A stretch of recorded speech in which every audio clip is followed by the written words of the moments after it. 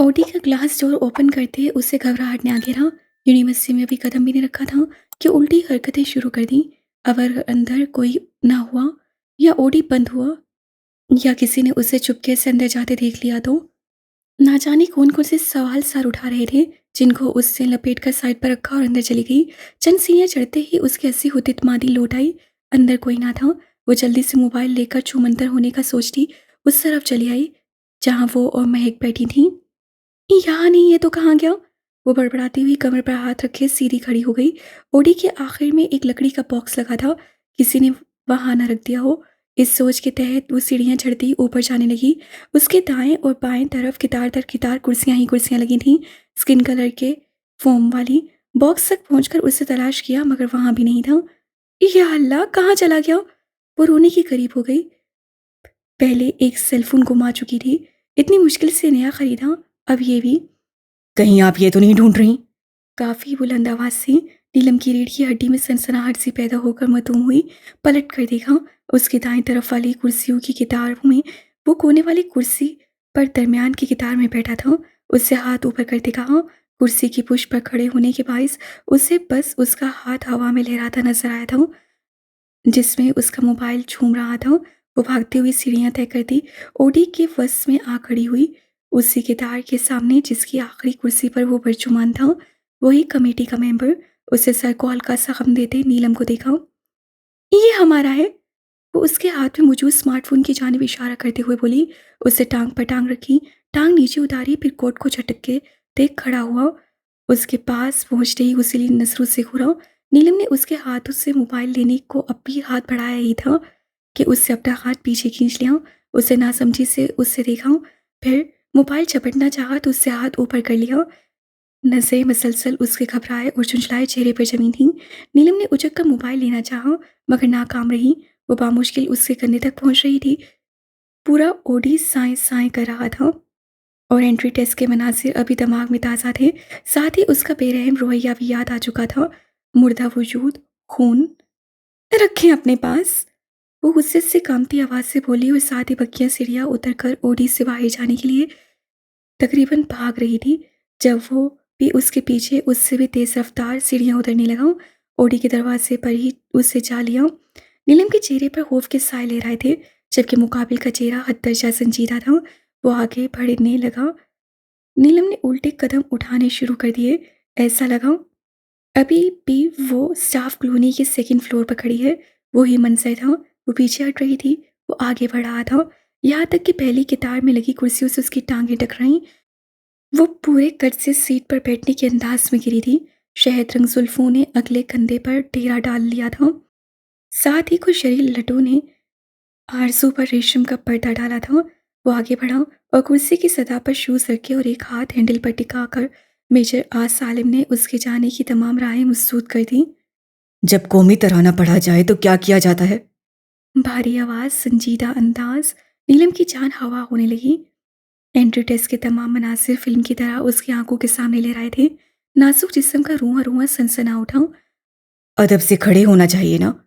सख्त लहजे में सवाल करता वो उसका खून खुश्क कर चुका था। चिच्ची। उसके गले में फांस सी अटक गई। उसे लगा कि खौफ के मारे उससे अगली सांस नहीं आएगी। Good, now stand up. उंगली से इशारा करते वो पीछे होकर खड़ा हो गया। Stand up. उसे टस से मस्सा होते देखकर वो उठाड़ा। नीलम बिजली की सरहद से खड़ी हुई थी। वहां जाकर खड़ी हो जाए और बुलंद आवाज में तराना पड़े। बुलंद आवाज मतलब पूरे ऑडिटोरियम में आपकी आवाज गूंजनी चाहिए। Now go. उसके हुक्म पर वो हैरान को नजरों से मेजर आस को देखने लगी। गो। वो एक बार फिर दौड़ा। नीलम ढूंढने के अंदाज में स्टेज तक पहुंची थी। अब उसकी बुलंद आवाज कपकपाती मेजर आज से कानों से टकरा रही थी। वो एकदम सीधा खड़ा था, एक हाथ माथे तक ले जाए हुए। उसके हर अंदाज से वतन के लिए अकीदत और मोहब्बत का एहसास उभर रहा था।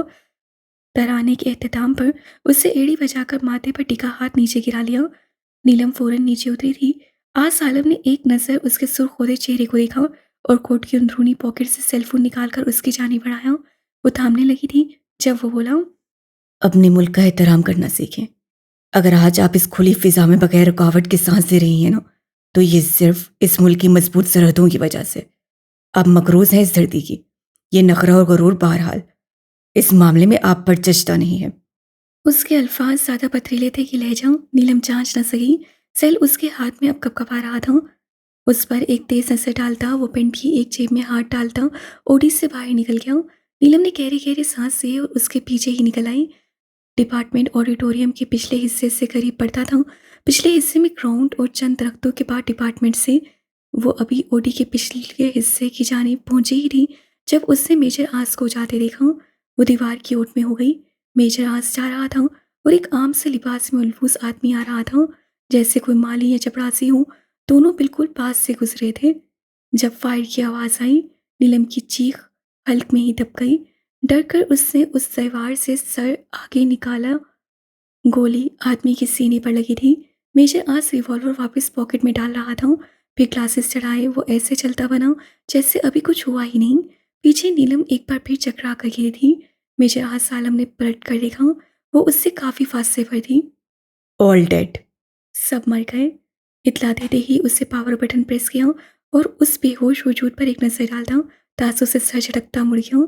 उसे बहुत से काम थे। वो जगह जगह रुककर कमजोर दिलों की दिलजवी नहीं कर सकता था। डेक, तुमने क्या सोचा और कितनी हिम्मत है? कब तक बर्दाश्त करोगे? आज सालम ने रिवॉल्वर पॉकेट से निकालकर उसे गर्दन में उभरती हड्डी पर रखा। आज फिर वो उसके पास आया था। मैं कुछ नहीं बता सकता। डेक ने यह जुमला तकरीबन 2 मिनट में अदा किया था। नकाहत से वो ढह सा गया था। दो चार निवालों से उसकी ग़ज़ा मुकम्मल नहीं हो सकती थी। टेक के जवाब ने उसके जिस्म में शर्रे भर दिए। वो गुस्से से बेकाबू होते उसकी जानिब बढ़ा था। हाथ आज़ाद थे, उसके पैर भी। वो ज़मीन पर बैठा था और मेजरास कुर्सी पर। उसके झटके से उठने पर कुर्सी गिर चुकी थी। डेक की शर्ट पर जो सख्त गिरफ्त डाली, वो चर्र की आवाज़ से कॉलर से ही फट गई, मगर उस पर जुनून सवार हो चुका था।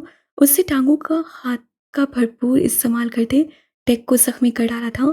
खून अब खून हो चुका था वो।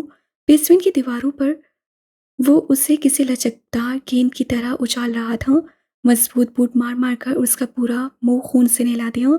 उससे अपनी वाइट ड्रेस शर्ट के स्लीव्स फोल्ड किए और फिर से डेक को कॉलर से पकड़कर खड़ा किया। हबीब कौन है डेक?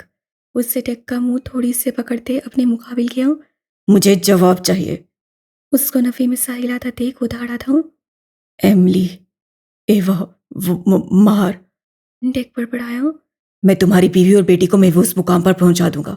तुम ताउन तो करके देखो। आज से जाल बिछाया। अह, वो कुछ बोलना चाह रहा था मगर नकाहत के बायस लफ्ज साथ नहीं दे रहे थे। आज सालम ने पानी का डब्बा उसके मुंह पर दे मारा, फिर यही डब्बा उसके हाथ में थमा दिया। मिनरल वाटर पीने वाला आज खारा पानी पी रहा था। मैं एमाज की नस नस से वाकिफ हूँ। एमली और एवा उसके कब्जे में है। जैसे ही मैं राह लूंगा, वो बेदर्दी से मेरी बीवी और बेटी को मार देगा, बल्कि उनका खून तक पी जाएगा।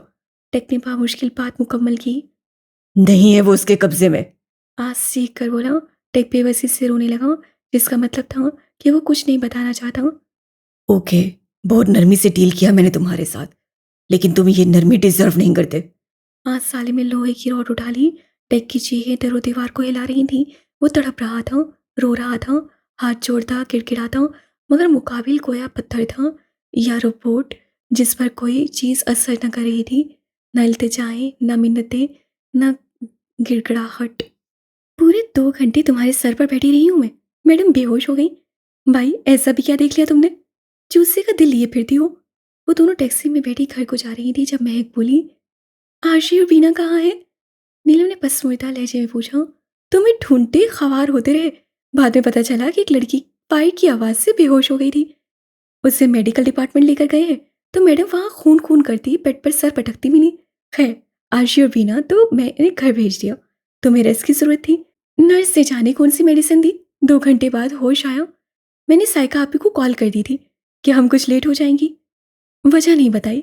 मैं एक तेज से बोल रही थी। अच्छा। वो उसकी तकरीर के जवाब में फ़क़्त इतना ही कह सकी थी। टैक्सी सिग्नल पर खड़ी थी जब एक बहुत बुजुर्ग फ़कीर आकर टैक्सी ड्राइवर से मांगने लगा, अल्लाह के वास्ते देता, कभी अपनी मजबूरी बताता। वह चंद रुपयों की दरख्वास्त कर रहा था। ड्राइवर ने जाने क्या कहा। जब वो पिछली तरफ आकर शीशा बजाने लगा, नीलम ने अपना क्लच खोला कि ग्रीन सिग्नल मिलते ही टैक्सी ड्राइवर ने स्पीड लगाई। रुको, रुको, तुम्हें सुनाई नहीं देता? कोई तीसरी आवाज़ पर टैक्सी रुकी थी। हमने उस फ़कीर को पैसे देने थे, वापस लो। वो नाहक़ात के बावजूद चीख रही थी। यार, अब तो हम काफ़ी आगे आ गए। महक ने बेबसी से कहा। महक वो माँग रहा था, उससे खिड़की बजाई। एक बार नहीं, बार-बार। फिर भी ये ड्राइवर मेरे रोकते-रोकते भी टैक्सी भगा ले गया। नीलम सख्त गुस्से में ड्राइवर को घूरते बोली, चलो कोई बात नहीं, गुस्सा ना करो। महक ने नरमी से कहा। गुस्सा कैसे ना करूं? महक, वो फकीर हमारे दर पर आया था। कैसी बेबसी थी उसके चेहरे पर। कितनी फरियादें कर रहा था, इल्तिजा कर रहा था, गिड़गिड़ा गिड़गिड़ा गिड़गिड़ा कर खिड़की बजा रहा था। हमारे पास इतना तो था ना कि चंद सिक्के उसकी कशकोल में डाल देते, मगर नहीं, हमने धुतकार दिया। नीलम का लहजा गुलोकीर था। कम ऑन नीलम, पता नहीं वो मुझसे एक था भी कि नहीं। कम कर दो अब अपनी ये हमदर्दियां। Now grow up. महक अब की बार नागवारी से बोली, मुझसे एक ना, मुझसे एक मैं नहीं जानती महक। मगर तुम सोचो, अगर कभी हमने अल्लाह का दर खटखटाया, और बेशक उसके पास लातादात है नवासे को, मगर जिससे हमने इस फकीर को खाली झोली लुटा दिया, उसी तरह अगर अल्लाह ताला ने भी कभी होते हुए भी हमें ना दिया, खाली दामन तश्ना लब छोड़ दिया, तो हम क्या करेंगे? ना जाने क्यों वो बेहद जज्बाती हो गई थी। अल्लाह ना करे। महक ने बेख्तियार कहा था। क्या हुआ गुड़िया? साइका के दरवाज़ा खोलते ही वो तनफन करते अंदर घुस गई। साइका ने एक मासूस खाना नजर महक पर डाली, जो टैक्सी की खिड़की से उन्हें ही देख रही थी, और फिर अंदर चली गई। गुड़िया, हुआ क्या है? वो भी तेज से सीढ़ियाँ चढ़ती ऊपर रूम में आ गई, जहाँ वो क्लच पटकने के बाद हल्की फुल्की पहनी ज्वेलरी उतार रही थी। बताओ भी। साइका मिरर के आगे आकर खड़ी हो गई। आप ही, भला कोई आंसुओं के दरमियान आपसे फरियाद कर रहा हो, कुछ मांग रहा हो, और आपके पास मौजूद भी हो वो शय, मगर उसे ना दो, दुत्कार दो, रद्द कर दो, तो क्या आप इंसान कहलाने के लायक हो? जिसमें इंसानियत ना हो वो इंसान कैसा? नीलम चंद पल को अपना काम तर्क किए उसे देखते बोली थी, मगर बात तो बताओ। फिर उसे साइका को पूरा किस्सा सुना डाला। डोंट वरी, अभी पापा असर पढ़ने मस्जिद जाएंगे, तो उनसे कह देना कुछ पैसे मस्जिद में डालाएं। ओके। साइका ने उससे गाल पर थपकी दी, उससे वक्त सा हिला दिया। वो उसका पहलावा समेटने लगी थी। हम आ जाएगा थोड़ी देर में। ईगल ने तख्त से उठते कहा, साथ ही पत्ते भी छोड़ दिए। मगर तुम जा कहाँ रहे हो? हर्ब भी उठ खड़ा हुआ। बकिया अफराद उनको नजरअंदाज करते आपस में गुफ्तगू करने लगे। यार, हमको जामिया के हवाले से काम है। कुछ बच्चा लोग माल ले जाता है, पैसा नहीं दे के जाता, बस उनको ही थोड़ा धो के आ जाएगा। ईगल ने मुंह में रखी माचिस की तीली चबाई। मैं भी चलता हूँ तुम्हारे साथ। हर्ब तेजी से आगे बढ़ने लगा। नीचे पीछे खस्ता हाल से कालीन पर 20-25 की तादाद बैठी मुख्तलिफ नशों से लुफ्तंदोज हो रही थी। अरे तुम क्या करेगा जाकर? हमारा काम है, हमको देख लेने दो। वो नाकावारी से कहता तेजी से निकल गया। हर्ब ने शर्ट की पॉकेट से सेलफोन निकाला और कदरे कोने में जाकर नंबर डायल करने लगा। अभी निकला है वो, जल्दी जाओ। बात मुकम्मल करते ही उससे कॉल कैंसिल कर दी और वापस अपनी नशिस्त पर आ बैठा हूँ। वो लोग दाखिली गेट पर पहुंचे और टिकट लेकर अंदर दाखिल हो गए। आशी, बीना, नीलम, महक और उसकी कज़न, जो उम्र में उन सबसे बड़ी थी। एहतियातन उसे भी साथ भेजा गया था। नीलम की तबीयत खराबी के बायस वो एक दिन छोड़ कर आई थी। अंदर दाखिल होते ही एक ग्राउंड सा आ गया, जिसको 4 चकोर हिस्सों में बांटकर उनके अतराफ में गमले लगाए गए थे। उसके दरमियान थोड़ी ऊंचाई पर पानी के फव्वारे लगे थे, मगर फिलहाल बंद थे।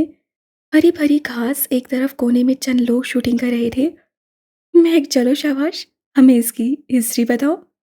आशी ने उसकी खिंचाई करने के इरादे से कहा। यार प्लीज बोर ना करो, नीलम उकतानते हुए बोली। नहीं, अब तो मैं बताकर होंगी। महक बोलना शुरू हुई। साथ साथ वो उस 1000 गज पर मुश्तमिल 2 मंजिला इमारत के अतराफ में चक्कर लगाने लगी।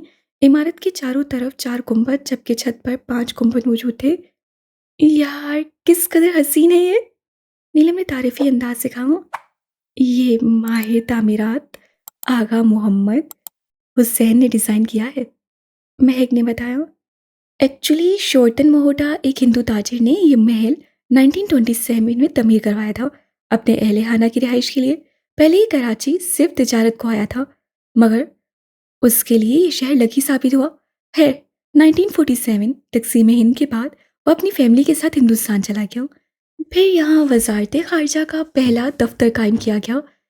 ये दफ्तर 1964 तक कायम रहा। इस्लामाबाद में दार खलीफा कायम होने के बाद उसे शिफ्ट कर दिया गया और फिर ये इमारत फातिमा जिन्ना की रिहाइश बन गई। तब से किसे फातिमा भी कहा जाता था। 1967 में उनकी डेथ के बाद इसे हुकूमत सिंध की तहवील में दे दिया गया।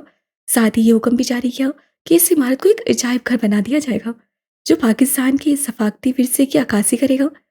1999 में महोटा पैलेस का बाकायदा इफ्तिताह किया गया। ये थी इसकी हिस्ट्री। वो लोग पैलेस की दाईं तरफ थे जहाँ बहुत सारे मुजस्मे पड़े थे। काले पत्थर से बना शेर, अजीब सा हाथी, सफ़ेद रंग का सरकट आदमी जिससे हाथ में कोट थाम रखा था। एक औरत सराय थामे बैठी थी जिसमें से पानी गिर रहा था। एक सिपाही खड़ा, चीता बैठा, एक आदमी के साथ बच्चा खड़ा। आधे से ज़्यादा स्याह रंग के थे। वो लोग दोबारा से घूमकर दाखिली दरवाजे के पास आ खड़े थे। अंदर सेलफोन अलाउ नहीं है, आशी ने बताया। ओ नो यार, ये क्या बात हुई? हमने सेल्फीज भी लेनी थी। नीलम को अफसोस हुआ। पहले अंदर घुमाते हैं फिर तस्वीरें ले लेंगे। बीना की तजवीज़ सबको पसंद आई। अंदर दाखिल होते ही वो दंग रह गई। क्या सच धज थी। ऐसे लग रहा था कि महल में आ गए हैं। दोनों मंजिलों पर 16-16 कमरे तामीर थे। अंदर biogeographical themes, maps of Pakistan, history of Pakistan, Islamic history of Pakistan, ये चंद थीम्स के अलावा सोने की हरूफ वाला कुरान शरीफ था।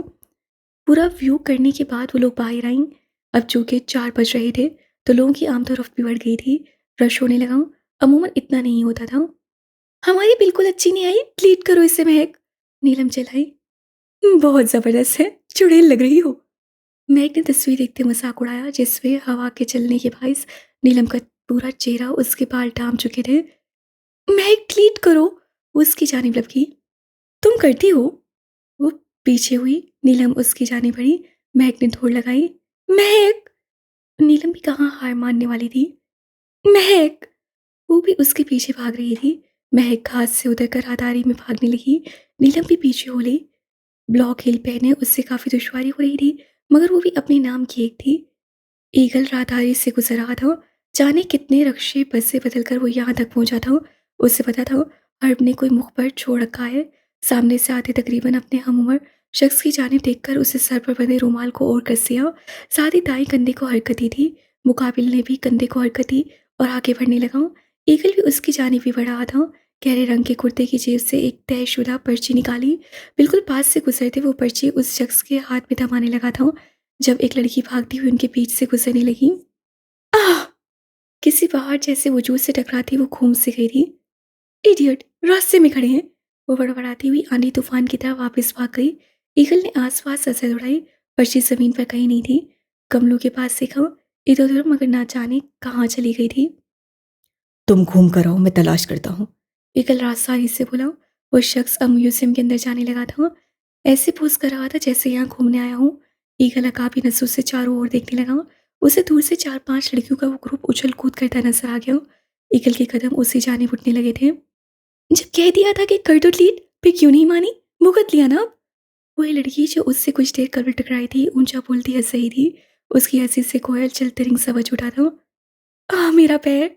मैं एक पैर सैलिड से आजाद करती घास पर बैठ गई। सुने। उससे पास जाते बुलंद आवाज से कहा। सुनाए। 2-3 लड़कियां शरीर लहजा अपनाते एक साथ घूर से बोली थीं जबकि उनमें से बड़ी उम्र की लड़की ने सबको घूरा था। टकराने वाली लड़की अपने सेल्फ की जाने मुतवज्जा थी। जी कहें। वही मैच्योर लड़की बोली। एक्चुअली कुछ देर पहले ये लड़की आकर हमसे टकराई गई थी। उससे नीलम की जानिब इशारा कर दिखावा। बात अभी अधूरी थी मगर वो फौरन सेल छोड़कर चंद कदम आगे बढ़ी थी। टकराई थी? मतलब क्या है तुम्हारे कहने का? हम जानबूझकर तुमसे टकराए थे? दिमाग खराब है हमारा? दुनिया जहाँ के हिंड से मर गए थे जो हम तुम पेंडू काजल की दुकान को टक्कर मारेंगे। नीलम ने तुड़क कर उसका जुमला उचकते गोलाबारी कर दी। लिसन मैम, ना ही मैं पेंडू ना ही काजल की दुकान। अभी उंगली उठाई मजीद कुछ कहता कि वो फिर बोल पड़ी। काजल नहीं, सुरमा तो भरा है ना? पूरे महीने का एक दिन ही लगा लिया। कम लगाते तो शायद तुम्हें हम नजर आ जाते मगर नहीं। शौक होता है तुम जैसे लफंटरू को। खूबसूरत लड़की देखी नहीं, गंदेपन का मुजाहिरा शुरू। नर्वस से कहती वो हसीना ईगल को जहर से भी बुरी लग रही थी। खूबसूरत? आप इंतहाई बदतमीज, बदतहजीब और बदजुबान हैं। वो भी जवाबन दो बदो बोला था। ओ मिस्टर तुम। नीलम चुप कर जाओ। महक ने उसे हाथ से पकड़कर पीछे घसीटा। असल बात बताए। महक की कजन आगे बढ़ी। पता नहीं उस लड़के ने क्या कहा था जब वो महक से उलझती नीलम के करीब आई। तुम्हारे पास कोई पेपर है? कोई पर्ची वगैरह? नहीं, हम तो यहाँ पढ़ने के लिए थोड़ी आए हैं, वो मुंह बनाते बोली। वो लड़का कह रहा है तुम्हारे टकराने के बाद उसके हाथ में जो पेपर था वो खो गया। महक की कसन ने मजीद कहा, तुम्हारा क्या मतलब है? हम इतने के गुस्से हैं कि कागज चोरी करते फिरे। मुझे तो तुम शक्ल से ही कोई क्रिमिनल लगते हो। अभी सिक्योरिटी को बुलाते हैं। वो तब कर बोली तो महक और उसकी कसन आगे बढ़ी। मैं इसकी तरफ से माजरत करती हूँ। अगर आपका पेपर हमारे पास होता तो हम दे देते। Really sorry. महक की कसन माजरत खाना लहजे में बोली। चलो लड़कियों। नीलम को खींच कर ले जाते हुए ऊंची आवाज से बोली तो बाकी सभी पलक झपकते गायब हो गई। ईगल हाथ मलता वहीं खड़ा रह गया। 2 घंटे पूरा म्यूजियम छान मारने से भी कागज का वो टुकड़ा ना मिल सका। मुसाफिर बस कराची से सर्क होता जा रही थी कि कैंट स्टेशन के करीब जोरदार धमाके के बाद उसमें आग लग गई। धमाके के नतीजे में 10 अफराद जाँ बहक और 60 जख्मियों और लाशों को जिना अस्पताल मुंतकिल कर दिया गया, जहां 6 अफराद की हालत तशवीशनाक। वाकये के बाद जिना अस्पताल में इमरजेंसी नाफिद कर दी गई। फायर ब्रिगेडियर के अमले ने फौरन आग बुझाई।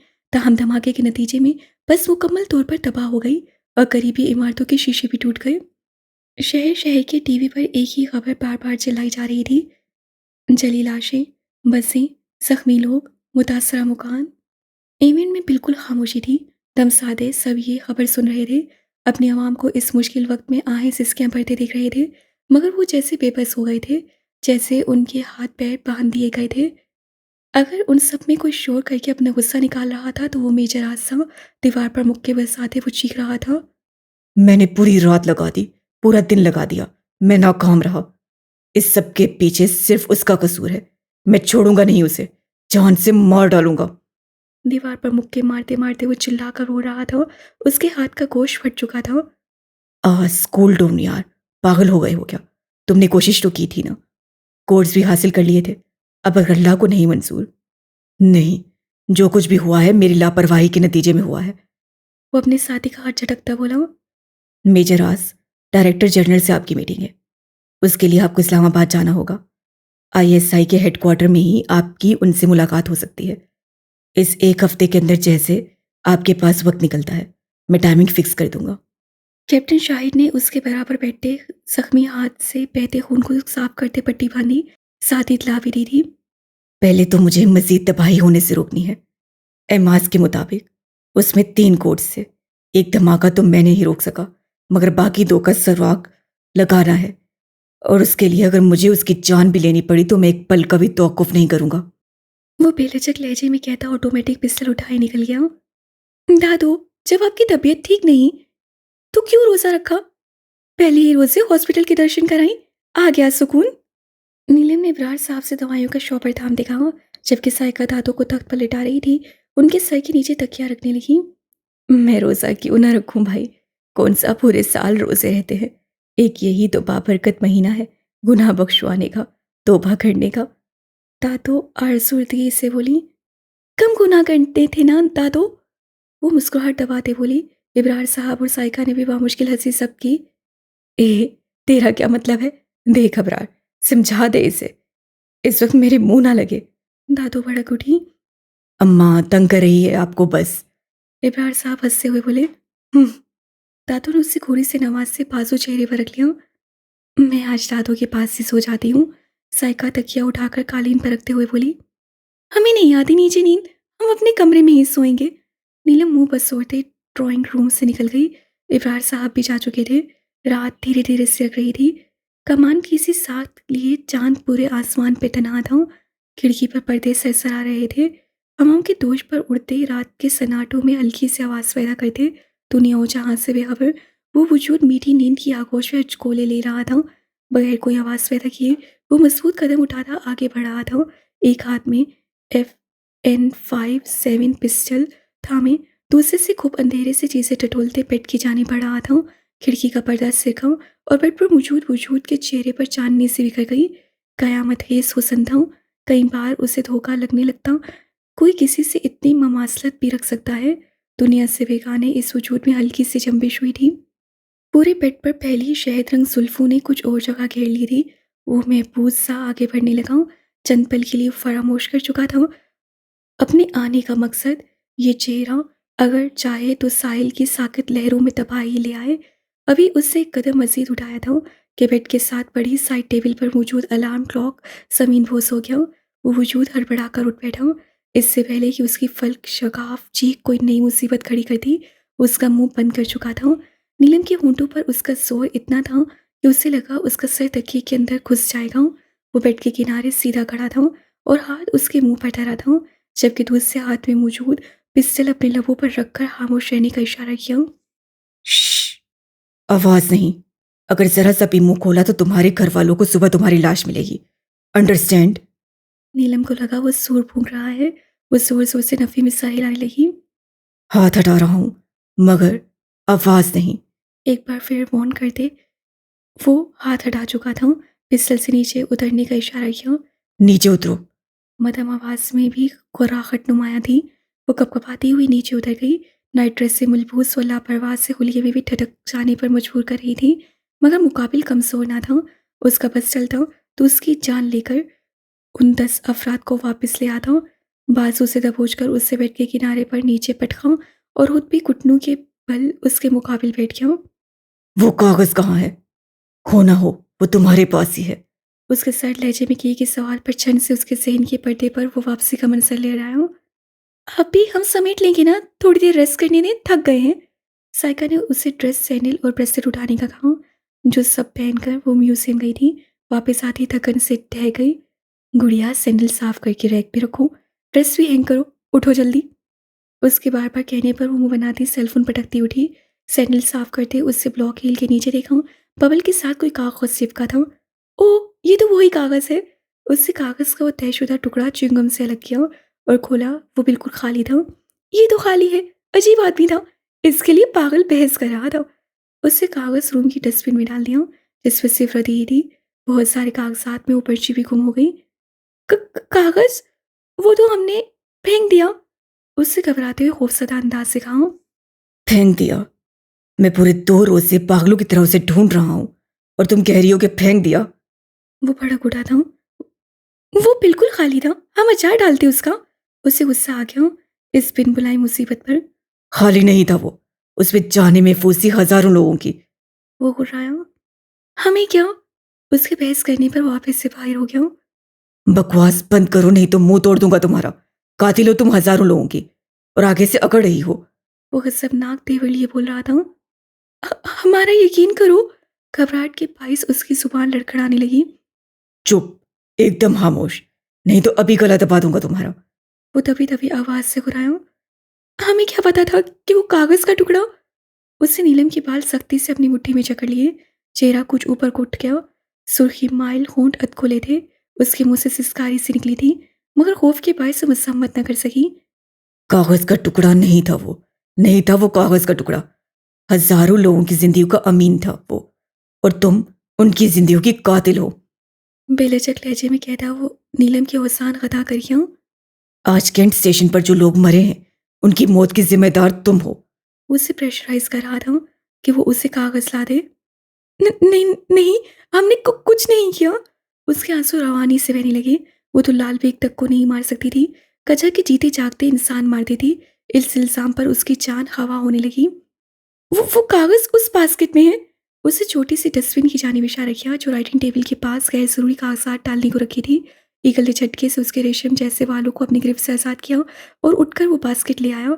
फिर उसके सामने पूरी बास्केट उलटी। बहुत से रफ पेपर्स जा बजा बिखर गए। कुर्ते की पॉकेट से टॉर्च निकाली। ढूंढो। खुद भी साथ ही मतलूबा कागज के लिए हाथ मारने लगा।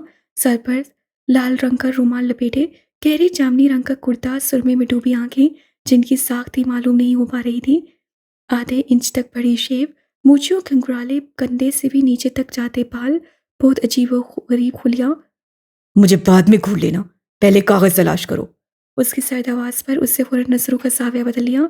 उसकी आवाज पर नीलम ठटकी थी। यही है। अचानक उसने नीलम के हाथ से कागज झपट लिया और उठ खड़ा हुआ। अगर किसी को भी इस वाक़े की खबर हुई तो जान से जाओगी। हल्का सा उसकी जानिब झटकते ठहरे ठहरे सर्द लहजे में कहता वो उसके वजूद पर खौफ की चादर चढ़ा गया था। उसके जाने के तकरीबन 10 मिनट बाद वो उठी और डरते डरते रूम के दरवाजे तक पहुंची। एक आंख बाहर निकाल कर देखा। अंधेरा ही अंधेरा था। रात के 2 बज रहे थे। 3 बजे साइका सहरी के लिए उठती थी। वो इस कदर खौफज़दा हुई कि आहिस्ता-आहिस्ता सीढ़ियाँ उतरती ड्राइंग रूम में आ गई, जहाँ दादू और साइका सो रही थीं। बड़े सोफ़े पर लेटकर उससे कुशन ज़ोर से बाजू में दबाकर आँखें मींच लीं।